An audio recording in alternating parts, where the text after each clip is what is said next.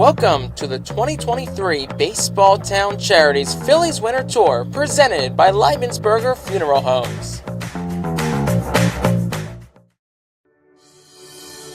Since its inception in 2002, Baseball Town Charities has been investing in the future of baseball, raising several $1 million to build facilities and fund programs in and around Reading. It started with the construction of Gordon Hudak Stadium at Lowers Park, a baseball palace for inner-city boys and girls of the Baseball Town Junior RBI League. It continued with the renovation of Reading's historic Bear Park, and then expanded beyond the city limits to build the Savage 61 Dream Field, a ballpark specially designed for those with physical and cognitive challenges. In addition to financially supporting the leagues that utilize these facilities, Baseball Town Charities recently started the Rip It for Life program, which provides free lessons, batting cage time, and invaluable guidance about life to players who lack the financial ability to pursue playing at a higher level. We invite you to celebrate our national pastime while preserving its future by supporting Baseball Town Charities. Please visit baseballtown.org to donate today.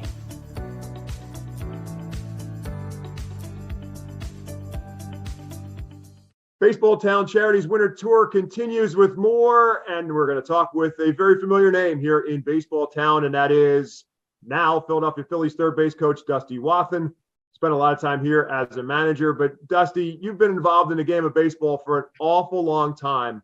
Have you ever experienced anything quite like it was like to be in Phillies pinstripes in 2022? No, it was a lot of fun. I mean, I think the atmosphere at the bank was unbelievable. I think my first couple of years managing in the minor leagues, we got lucky enough to go to the World Series a couple times. So I got to go kind of as a fan, sit down the right field line. And it's one thing to sit in the stands and see the atmosphere and everything, and it's a totally different thing to be on the field. It's gives me goosebumps right now just thinking about it. It's really, you can't describe the feeling of being on the field when something like Harper hitting a home run or Reese hitting a home run. You just can't describe the feeling that the fans give you in that situation. It was something that you dream of, and hopefully it wasn't just a dream. Hopefully we do it again next year. But I mean, it's really hard to explain the feeling that you get when you're out there. It's something special. I tell people it's like a drug. A lot was made over the course of the stretch run about the tightness in the clubhouse.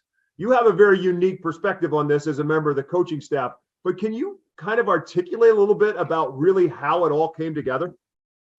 Well, I mean, really, a lot of it comes from the players and the players themselves. And I'll tell you, Kyle Schwarber is an amazing person, an amazing player, but he really, I feel like, brought a lot of guys together. He just has that it factor as far as being able to communicate with the staff, being able to communicate with his players, and he's just unselfish. I mean, I can tell you stories that there'd be a situation during the season where he might have had a tough game the night before. He might have struck out a couple times, but he was always thinking about his teammates. I remember somebody made an error the night before, and it kind of hurt us in the game a little bit. And he would come in and check in with the coaches, say, "Hi, I'm here today, blah, blah, blah."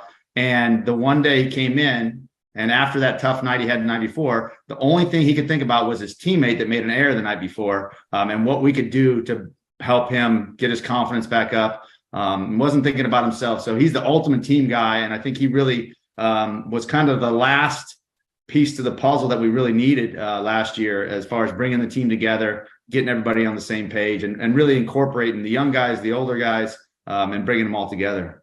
And obviously having a whole lot of fun. I'm just curious, were you a fan of Callum Scott before the playoff run?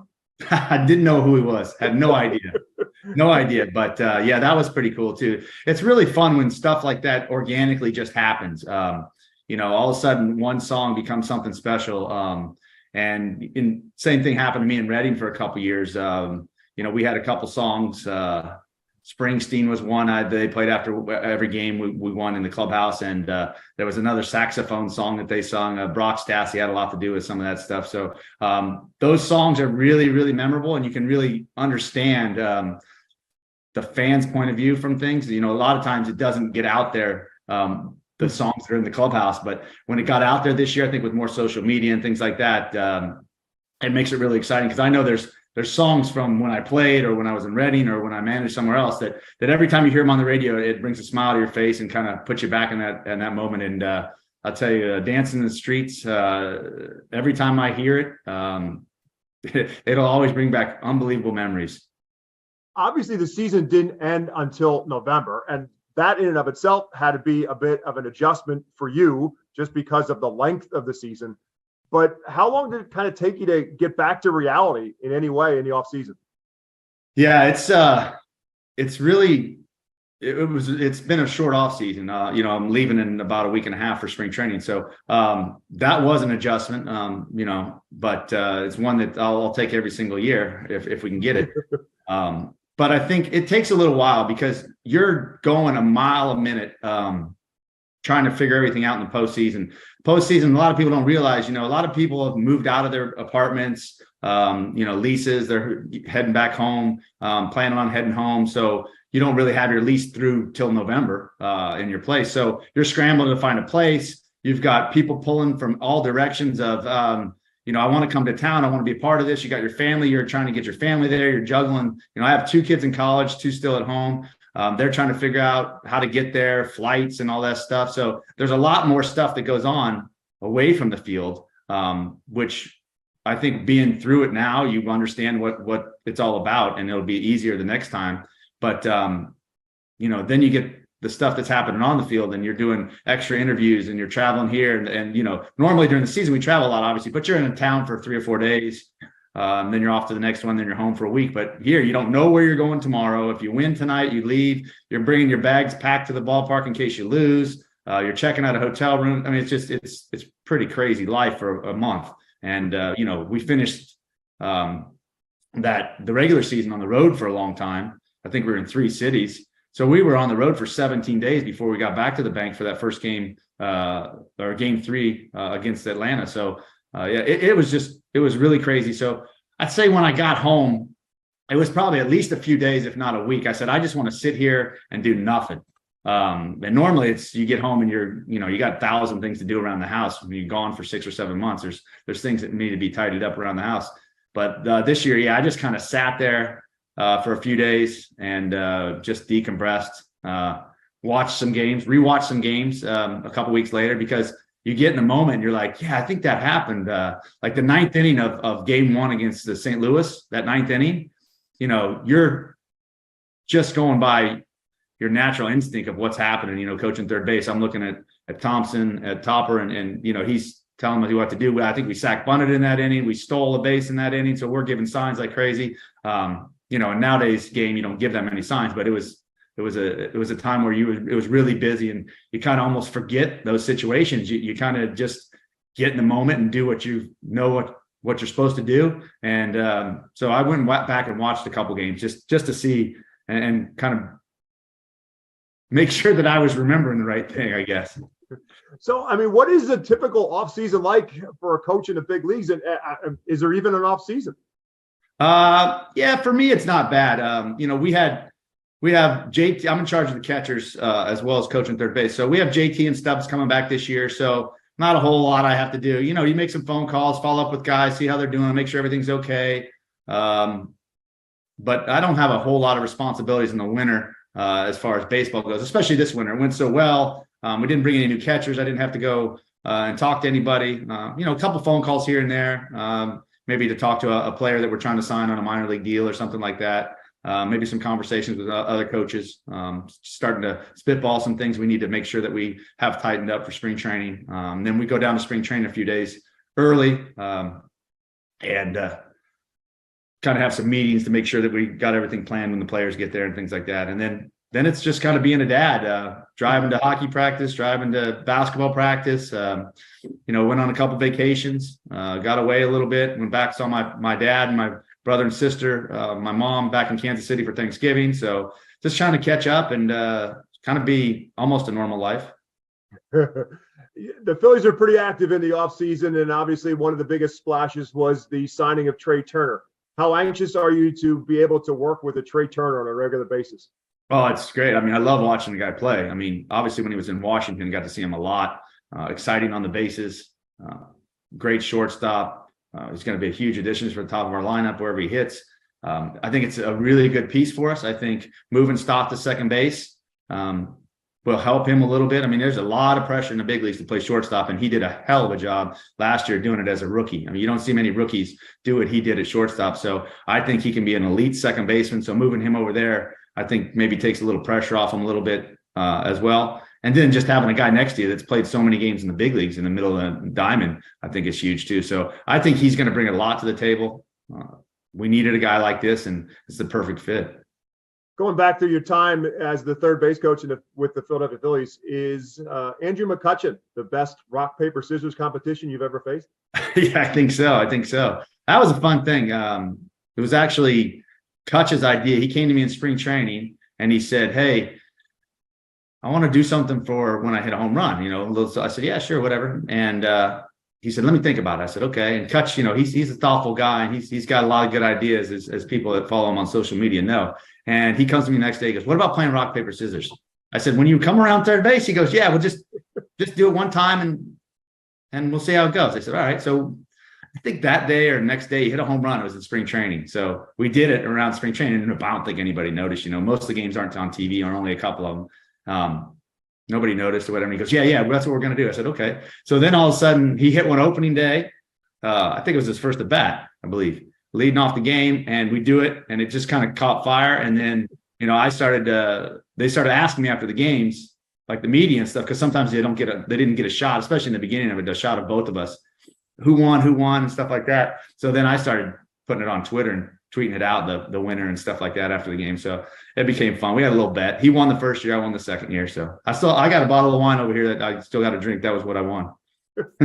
So it seems like with that, a lot of other players kind of caught on and want to have some kind of an exchange with you as they're hitting a home run. It's got to be hard for you as the third base coach to remember who you're supposed to do what with after they hit a home run. Well, that's what people say. I think it's easier than you think, especially when you got all these guys hitting a bunch of them. So they don't go along between them. So yeah, guys usually, sometimes it's just organic. Some guys ask you to do something. It's all fun. I think it's great because I think you need to celebrate those events. And I think, the fans love to see it. I got a 13-year-old and he loves that part of the game. So, I think old school would be, a lot of older people. I think my dad included is probably they get a little bit upset about all that stuff or whatever, but I think it's fun. I think as long as the players are good with it, I think, the fans love it. It seems like it just feeds right into where we are in society right now with social media and one little clip getting big attention. So, I enjoy doing it with them. I'll do whatever they want within reason. So obviously fans see you in the third base coaching box when the game gets started, but that's obviously not your only responsibility. You're making reference to the fact that you work with the catchers. What's game day like with you up and until opening to the first pitch? So game day is let's start from the morning, I guess. I get up, have coffee, I usually go for a run every morning and get to the ballpark about 12:30, eat some lunch, do a little workout. If it's the first game of a series, I probably watch some video at home first before I head to the ballpark or at the hotel, wherever we're at. Then I'll get to the ballpark 12:30, 1 o'clock, watch some more video, go over the scouting report from the other team.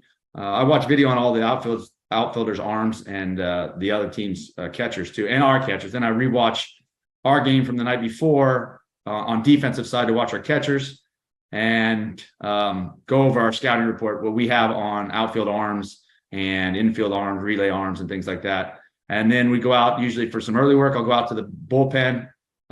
Stubbs usually catches most of the bullpen. So we go and do a little bit of work off a machine before the bullpens start, watch them catch the bullpens. A couple times a week, throw to the bases, and then go in, probably help the other coaches at some point with some ground balls or things like that we need to hit. And then batting practice, and I usually throw group one against the right-handed pitchers. And now Kevin Long, our new hitting coach last year, is left-handed. So if there's a left-handed starting pitcher, he throws group one. So I'll throw a group of batting practice, head in, grab something to eat, sometimes take a shower, probably look over a little bit more video just last minute, just in case, especially if there's a young guy maybe that I don't know. If it's somebody that's been in the league for a long time and I've gotten a chance to see him quite a bit, probably no more video. But yeah, grab something to eat, maybe take a shower, and then head out to the bullpen. I start in the bullpen with JT or whoever's catching that night. Watch him catch, and then walk in from the bullpen, and here we go. You spent 5 years in the third base coaching box here in Reading as the manager of the Reading Fightin Phils, and a lot of people in this area still think of you as their manager. You left quite an impression for people here in baseball town. But what are your lasting impressions from your time here in Reading? Well, I love Reading. I still love it. I try to get up there a couple times a year. The schedule is not real conducive to go watch a game or to get out to the park, but made a lot of friends in Reading. Still keeping close contact with a lot of people from there. A lot of people from the ballpark. So I try to get up here, have dinner, maybe stop by a bar. I'll go see Pete over at Mike's Tavern, say hi to him, and grab some dinner. But I think my impressions of Reading is just, it's so family friendly. I think my kids kind of grew up there for 5 years. It was really neat to see my oldest son, Bat Boy, and my daughter, my oldest daughter, Elle. She worked customer service and things like that. So it's just so family friendly. The people are great. The fans are great. And I think a lot of the players realize that that's kind of their first taste of like what Philly's going to be like. It's like a mini Philly, that crowd can get loud in Reading. The crowds are always showing up every night. Even in the spring, you'll get a couple thousand people in the spring on a Wednesday night, and you'll be in some other town in the Eastern League and there'll be 20 people there. So it's just amazing, the support and from the community there. And it's just a small town. It feels like a small town atmosphere, but like it's not that small of a town, but it's just a great area of the country. I really enjoyed my time there, and anytime I can get back there, I do. How about a return engagement of a celebrity rendition of the vegetable race with Dusty Wathan? You never know. You never know what could happen. You never know. I tell you, this game will always come back to you. So you never know. Never close the door. You never know when you're going to be back in the city for some reason or somehow. Right now I'm in Philly, but who knows? One day might try to add a couple more wins to my total. I want to read a quote from Phillies manager Rob Thompson. He said, I quote, I lean on Dusty a lot because he's managed so many games in the minor leagues. He understands the game so well. And as I said before, I think this guy should have been managing years ago in the big leagues. You did interview for some managerial jobs in the fall. How big of a goal is that for you at this point? Well, yeah, you're right. I've managed a couple times, or I've interviewed a couple times this last year and a couple years earlier, and haven't got the job yet. But I think it's a goal. I think it's something that I wanted to do when I first started playing. Actually, even before I started playing, it was a goal that was to try to manage in the big leagues. And I've been close, and it's an honor to get an interview. Not many guys even just get interviews, but like I told a lot of people, I said, I think I'm supposed to be in Philadelphia right now. I think I'm supposed to be in the third base coach's box. I'm having a great time. I work with a bunch of great guys. Our coaching staff is amazing. Ownership, front office, they're all amazing. It's like my family now. So where we're at right now, I think I'm supposed to be at third base, and I enjoy the heck out of it. But yeah, one day I would love to have a chance to manage in the big leagues. And you never know where that's going to be. But it's definitely a goal. But right now, I couldn't be in a better place. From your perspective, what made the change to Rob Thompson work so well for the Phillies in 2022? I think there's a couple things. One, we played a real tough schedule early, and we were struggling, we were scuffling. But two, I think just when Topper took over, it's just a little bit different style of his. He's a little bit more laid back, a little bit more trusting in the players, as far as like a situation where he played the young guys a little bit more. He just let them go. But I think Topper didn't have anything to lose, and he just was himself, and it was great, and it was just the perfect fit at the perfect time. And then we also all of a sudden started playing well. We got healthy. We obviously lost Harper, but other than that, the young guys really picked it up. We played a little bit easier schedule. The guys just started to feel confident, and confidence is the biggest thing. And I think Topper just let us all do our jobs, whether that was a player, whether that was me coaching third base. There was never any micromanaging of anything. He just said, you know what, guys, we're all in this together. We all don't have a job next year right now, so let's just go do what we can do and see what happens. And good things happen when you just kind of relax and enjoy the ride. You mentioned a moment ago about your kids got a chance to grow up around the ballpark here in Reading, and you had a very similar type of experience growing up. Your father, for fans who don't know, your father John was a catcher and eventually a coach with the Kansas City Royals. So you got a chance to grow up around the ballpark yourself. But I'm curious, with your dad being a lifetime Kansas City Royal, have you made him a Phillies fan? Yeah. So he was at the World Series with Phillies. He had my jersey on from the Little League Classic one year. He had a Phillies hat on. I've never seen him in red in my life. He's in royal blue every day. He just retired this year, towards the end of this year, I guess in August or September.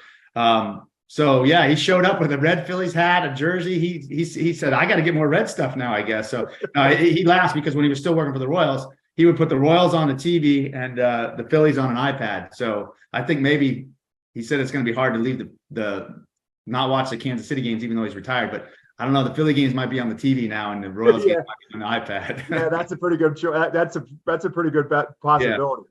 So obviously, you got a chance to be around some really great players. Your dad was on the '80 Kansas City Royals team that made it to the World Series and faced the Phillies.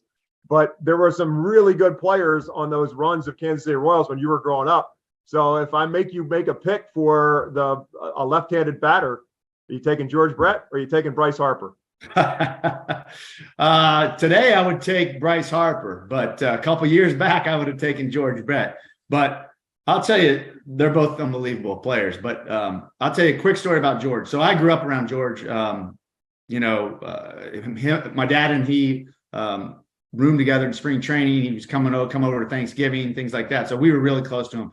But I can remember George had just retired, and I was working out at the stadium in Kansas City, and there was quite a few of us, 5 or 6 of us sitting around. There was Mike Sweeney, some good players, good big league players, and I'm just a fringe minor league guy or whatever. And we're trying to hit this bucket off the top of the hitting machine, the big iron Mike machine. And we're trying to hit line drives. I think one of the guys, I think Mike Sweeney or whatever, put up $100 and said, the first guy to hit it gets $100. So George walks in. He's not even playing anymore. He goes, what are you guys doing? We said, we're trying to hit that bucket. He said, give me the bat. He walked in, and the first swing, he hits a line drive off the bucket. He's not even playing anymore. I said, oh, man, I've seen a lot of things, but this guy is still unbelievable. So, yeah, back then I'd have taken George, but like I said, today I'll take Bryce. Do you find yourself sometimes, whether it be in the dugout or being a third base coach, and just being a fan and watching what these guys do at the plate on a regular basis? I don't think you really become a fan until the ball goes over the wall because you got a job to do. But I tell you what, you do sit down there sometimes, and like when Harp had his MVP run 2 years ago, he would come to the plate with guys on base. You're like, okay, I know he's getting a hit. I just know he's getting a hit. It's just going to happen. And kind of the same thing happens when you get that feeling on guys. Then when they get hot. It's like when Reese gets hot. You know he's gonna get a hit. He's gonna hit the ball hard. You know it. And Harp same way. So JT was like that this year. But yeah, you don't ever become a fan until the thing's over. Like I said, I went back and watched some games on TV. But when you're in the moment, it's not no fandom there. But once that ball goes over the wall, maybe a little. How about when it goes over the wall 488 feet like it did for Schwarber in San Diego? Yeah, that's amazing. I've never seen a ball hit that far. I talked to a lot of guys. Will Myers was telling Paco Figueroa, our first base coach, he said he talked to him for 4 innings about, man, I've been here for like 6 years. I've never seen a ball go that far. He said, I've never seen batting practice ball go that far. He said, I've never seen anything go that far. And he was talking to him for 4 innings about it. So he was amazed by it. And there's a guy that's got about 10 years in the big leagues. You've been a part of the Phillies organization for a long time. You're whether you want to call yourself that or not, you are right now a Phillies lifer in a lot of ways. But you've got a chance to work with a lot of the guys coming up through the minor league systems. And now you're getting the chance to see some of these guys succeed at the major league level. And we're obviously a big part of the run, the Bryson Stotts and the Alec Boehms of the world who came up through this minor league system. How satisfying is it for you as a guy who did the same as a coach coming up through the minor league system and now having your chance to be in Philadelphia? How satisfying is it for you to see those young guys getting a chance to perform well on a big stage? Yeah, it's very satisfying. I mean, in my core, I'm a player development guy. You know, I played a long time in the minor leagues with very little experience in the big leagues or chance to play in the big leagues. I coached for 10 years or managed in the minor leagues for 10 years. So I got 24 years in the minor leagues, and I'm at heart a player development minor league guy, really. Obviously, you want to be in the big leagues, but it's great to see those guys come through the system and have success. For our minor league coaches, with all the work that they put in, I know what it feels like to be able to tell a guy who's going to the big leagues, or even if you're an A-ball and you see your guy get to the big leagues and watch him on TV, it's so special. And it's a big part of keeping a team going every year. You got to have the next guy up, and it looks like we got a couple more, especially from the pitching side, ready to go, maybe this year, if not this year, later in the year or next year. So that's just a thing that needs to happen every year to continue success. You can't just go out, and we're spending a lot of money, obviously, but you can't just go spend it on everything. So you have to have some of those homegrown guys, and to watch them have success, it's a lot of fun. And then to see guys leave too, a guy like Zach Eflin, I can remember when he was in Reading, we were in Portland and it snowed, and he saw snow for the first time. And that was the first, you see him, and now he leaves as a free agent. So we've been around each other that long, where we went through the minor leagues together, then the big leagues, and now he's a free agent somewhere else. And then a guy like JP Crawford that gets traded and brings Gene Segura, who's a big part of last year, over, and seeing him have success, and how he's married now, and he's got a contract. And it's just fun seeing those guys. I always tell them when you're in the minor leagues, it doesn't matter. This is true. It doesn't matter where you get to the big leagues. We want you to get to the big leagues. And as a minor league manager, coach, whatever that may be, your goal is to get that guy to the big leagues, because that's his ultimate goal, is to get to the big leagues. Yes, Phillies first, especially when you're working for the Phillies, you want to get to the Phillies, but whatever you can do to get him to the big leagues, because if you get him to the big leagues, it's ultimately their dream, but also it probably helped the Phillies somehow. Like, trading JP got us Gene Segura. Gene Segura helped us get to the World Series. So there's always something that's going to help you out along the line. So it's fun to see those guys in the big leagues, I'll tell you that. You mentioned this, you kind of alluded to this a moment ago, that Phillies president Dave Dombrowski has pretty much said that at this point in time, he expects that the fifth starter for the Phillies in 2023 is going to come out of one of the young arms in the organization. And most people assume that it's going to be two guys who ended up finishing the season here in Reading, and Andrew Painter or Mick Abel. How much have you had the opportunity to see either of them pitch, and what are your expectations to what you're going to see from them in spring training? Yeah, well, I haven't got to see either one of them pitch in person. I've seen them throw on the side in person, but in a game I have not. I've seen them on some video and stuff. But, everybody that I talk to in our minor league system that has seen them, say both of them are going to be quality big league starters. And obviously, all the polls, the prospect polls and stuff are ranking both of them very high. So it's exciting. But it's exciting to have young guys knocking on the doorstep, because it just adds to the competition for everybody. Because people forget that we got Bailey Falter still, who did a heck of a job last year. He came through our system. Many people have seen him pitch and ready, but he did a heck of a job when Wheeler was hurt and was on the IL there for a few weeks. I think he might have won 5 straight decisions or something like that. So, Bailey's not just going to give that spot in the rotation up that easy. So it's great to have that competition. You always need more than 5 starters every year. You see it every year. You need 7, 8, 9, 10, maybe some years to get through a season. So to have those young guys knocking on the door, it's special. And, I look forward to seeing them pitching in games. Well, Dusty, thank you very much. Again, you're always welcome back here in Reading. You were a great guy to be around. A lot of people in this community still think of you in a lot of ways, and want to make sure you know that and carry that with you into spring training and back into that third base coaching box in Philadelphia coming up in the season. Thank you very much. Like I said, I really enjoyed my time in Reading. I get back whenever I can. Baseball Town is a special place. It always will be in my heart. And I'm lucky that I was there for 5 years. There's no place I'd rather spend 5 years than Reading. So it was great, and I appreciate all the love. And I get to hear a lot of people from Reading yell at me at the games and stuff, and wave and say I'm from Reading, or I'll recognize them from the ballpark. So keep saying it, keep coming out to the ballpark, whether you can make it to First Energy or you can make it to the bank. Keep coming out to the ballpark. We love it. The energy that everybody brings to the ballpark is something special, and I think we're in a really special place right now as an organization. So thanks for having me, and I enjoyed it. Couldn't have said it any better myself. Thank you very much. Opening day here in Baseball Town is Tuesday, April the 11th. Hope to see you at the ballpark. After losing a loved one, families often wonder what next. You'll find the answer at Leibensberger Funeral Homes. Everyone who walks through our doors is treated with respect and compassion. We take the time to learn about your loved one and celebrate their life with a service that reflects who they really were. Offering 2 locations, ample parking, and a spacious chapel and vestibule. Let our family help your family find peace at Leibensberger Funeral Homes. Thank you for watching the 2023 Baseball Town Charities Winter Tour, presented by Leibensberger Funeral Homes.